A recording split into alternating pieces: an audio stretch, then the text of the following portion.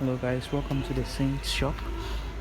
Today I'm trying to build a manual cashew deshelling machine, and I started a farm with a friend of mine a couple of months ago in the Sitre Dumasi area in the Ashanti region, and that place is like literally a haven for cashew.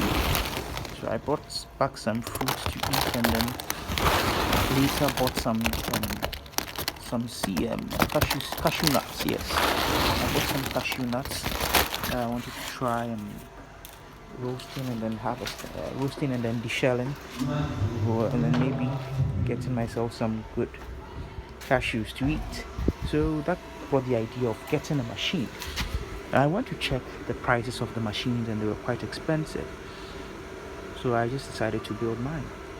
And even before I started, I just knew it was going to cost less than 1,000 cedis. But go out there, want to buy, cost hundreds of dollars. So, and I think today, as of now, $100 is about 14,400 cedis, and I'm building this for a total of less than 500 cedis. Come on, it's a big difference. Okay, so what I'm doing is I'm using these are piston valves that I just bought, and they come with these piston and pins, the pins that go into the pistons to lock them with the connecting rod. And there's just some flat bar that I have left from building the car. There's just some flat bar, so I cut the flat bar up, welded I cut it into 3 different pieces, one down here, I put one up here too to make it a bit more thicker, and then I placed another one on top to give me a channel in there where the blade would fit. I did same with this part. I did same with this part here, and that's because the pins are welded on, you can see, but from this part you can see it's clearly 2 pieces welded together, and over here too you have the channel in there for the blade to fit in. So I used the piston pin to act as the slide or a linear bearing or something, and I'm using the valves. Yeah, I'm using the head valves here over here as I don't know how to call it, bro. Yeah, that's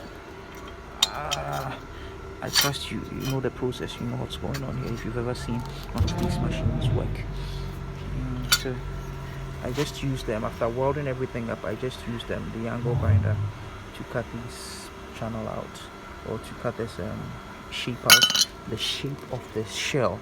So I roasted this a couple of days ago, and cracked them open just to taste it. So I used that to mark a rough shape of how it's going to look like, and you can even see the marks, remnants of the marks at the edges over there.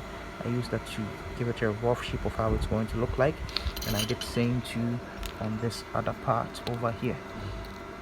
I actually looked online and I couldn't find any detailed description of how to build this particular kind of machine, but there were others that they use the machete, and I just want what the Indians are building.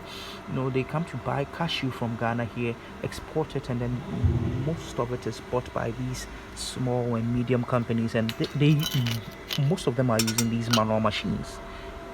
So why can't we build these manual machines down here in Ghana and then crack them and sell them to the Indians or whoever that needs to buy them?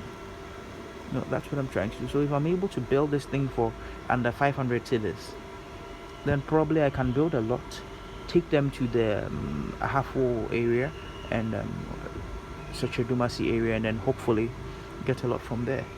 So there's something that I'm trying to do to improve upon the agricultural produce that we export from this country over here. There's my own small version of it.